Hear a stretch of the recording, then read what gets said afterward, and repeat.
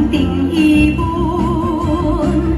Dahil sa sakit, di na madaya pang lumipad.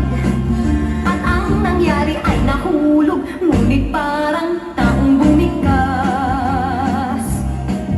Mamang kay lupit, ang puso mo'y di na nahabag. Pag umanaw ang buhay ko, may isang pipit na iiyak.